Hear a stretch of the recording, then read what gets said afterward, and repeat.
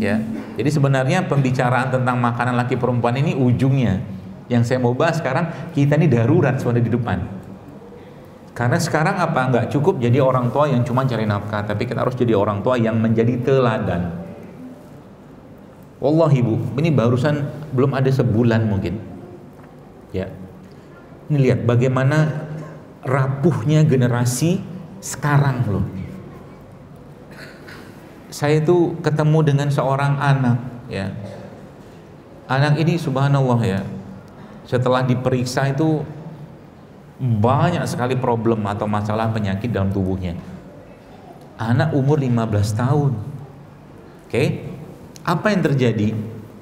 Mulai dari tiba-tiba dia ngeluh nyeri perutnya, kemudian pas diperiksa ternyata ada paru juga masalah, ginjal juga masalah, sampai ke otak. 15 tahun.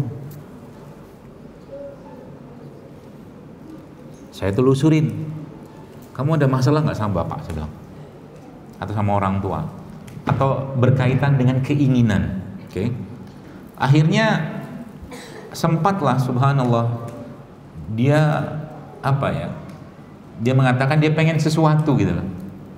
Tapi karena dia tahu tidak bisa dipenuhi atau belum bisa dipenuhi, itu terpendam dalam dirinya. Ya.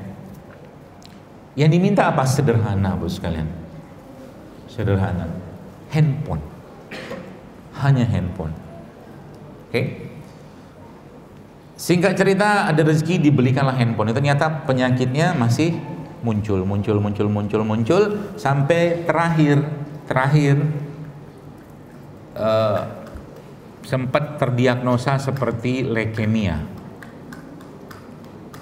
Ya, seperti leukemia.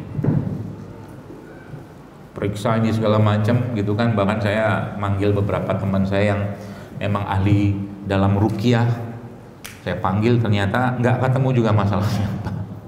Tapi saya tahu ini masalahnya bermula dari kandungan anaknya. Akhirnya terjadi apa? Meninggal tanpa diagnosa. Tanpa diagnosa.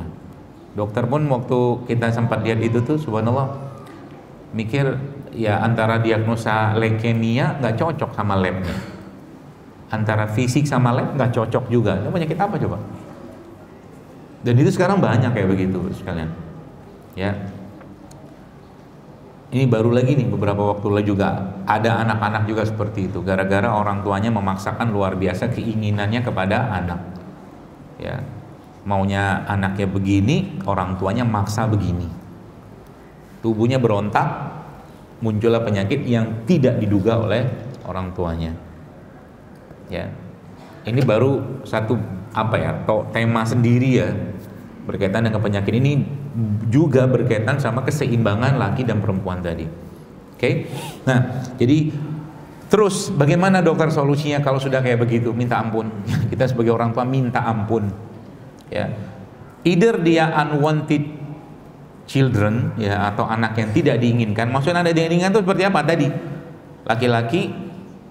Laki-laki ketiga pengen perempuan, lahir lagi, itu jadi unwanted children, anak yang tidak diinginkan. Atau atau so wanted, terlalu diinginkan.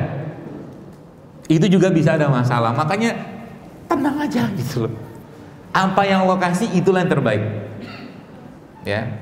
Jadi beberapa teman-teman saya itu akhirnya setelah tahu beginian, males periksa untuk mengetahui jenis kelamin anak.